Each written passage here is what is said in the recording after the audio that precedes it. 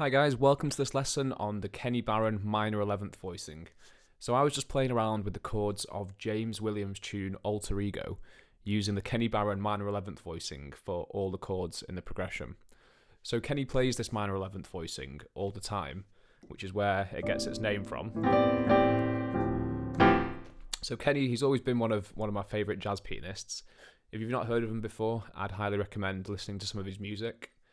Okay, so in this lesson, we're going to look at how to construct the Kenny Barron voicing, and then we're going to look at a few variations, and then we're going to talk about the best way to practice the voicing and what to look out for to add this to the tunes that you're playing. Okay, so the Kenny Barron voicing is a very open-sounding, two-handed minor 11th voicing. So the voicing contains two stacked perfect fifths in the left hand and two stacked perfect fifths in the right hand, and it's separated by a minor second interval. So it's these perfect fifths that give the chord its very sort of open, spacious sound. So this is the chord in the key of D minor. As you can probably see, you need quite large hands to play this voicing. So if you do have small hands, you might find that a bit of a stretch. So instead, you want to learn how to arpeggiate the voicing, so it still sounds great.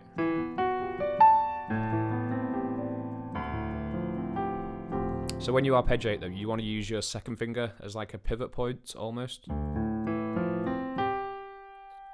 And the more you do that, that technique of arpeggiating will sort of naturally develop into your playing style.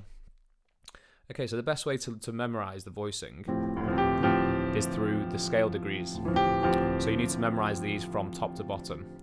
So if we analyze the voicing from the root upwards, we have the root, the fifth, the ninth, the flat third, the flat seventh, and the 11th. So in the key of D, that gives us D, A, E, F, C, and G. Okay, let's look at this in a few different keys. So in the key of C minor, we have root 5 and 9, which is C, G, and D. And then we have the minor third, the minor 7th, and the 11th, which is E flat, B flat, and F. In the key of F, we have the root, the 5th, and the 9th. So that's F, C, and G. And then we have the flat third, flat 7th, and the 11th. So that's A flat, E flat, and B flat.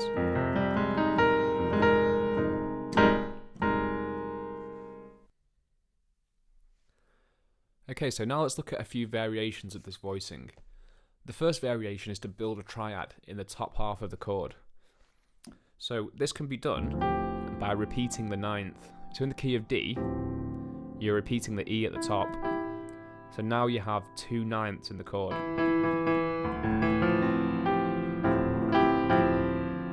So this gives the chord a fuller sound. It really brings out the sort of the ninth in there. We can take this idea further, and you can play 2 notes with the right hand thumb. So this is now doubling the 9th and the 11th. So there's the 11th doubled. So that really brings out the minor 11th colour of the chord and creates like a really thick, meaty voicing. So that's actually the variation I was playing in the intro.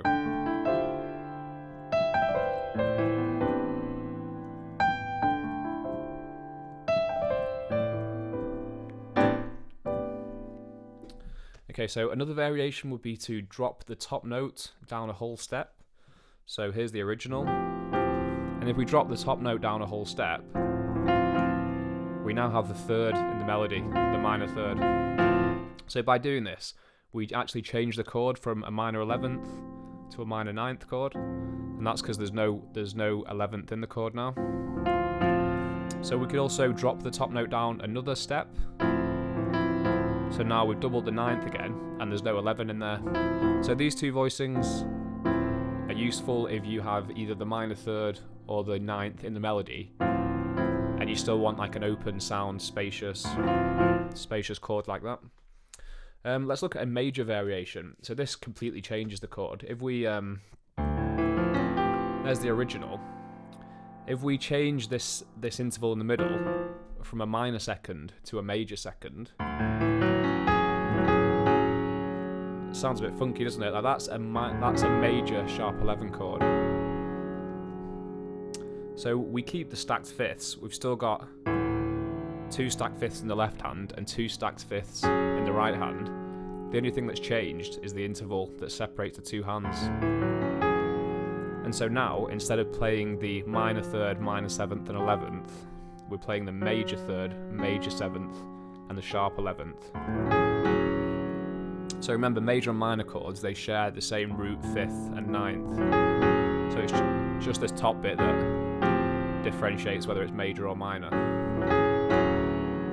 Okay, let's look at that in a couple of different keys. In the key of C, so C major, we have root 5, 9, and then we have a whole step, major 3rd, major 7th, and sharp 11.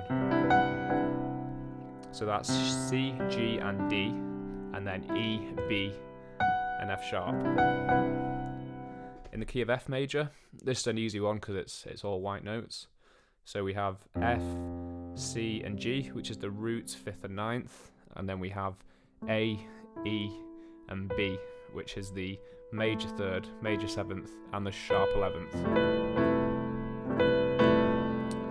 So you want to use this voicing when you have a major chord with the sharp 11 in the melody.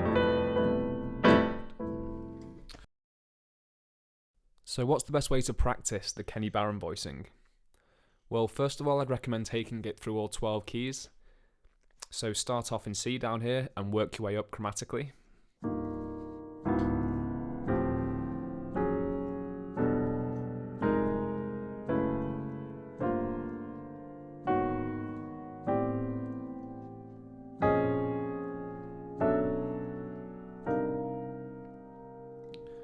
Remember not to worry if your hands aren't big enough to play all the notes at once, and get into the habit of rolling your hands up wide voicings.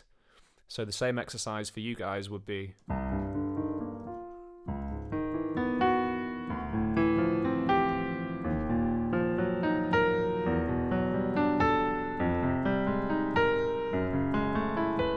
etc. all the way up to C. So once you're comfortable with the Kenny Barron voicing in all 12 keys, it's time to put it into practice. So go through the jazz standards in your fake book and look out for minor 11th chords with the 11th in the melody. You can also do the same with the major variation. So look out for major chords with the sharp 11th in the melody.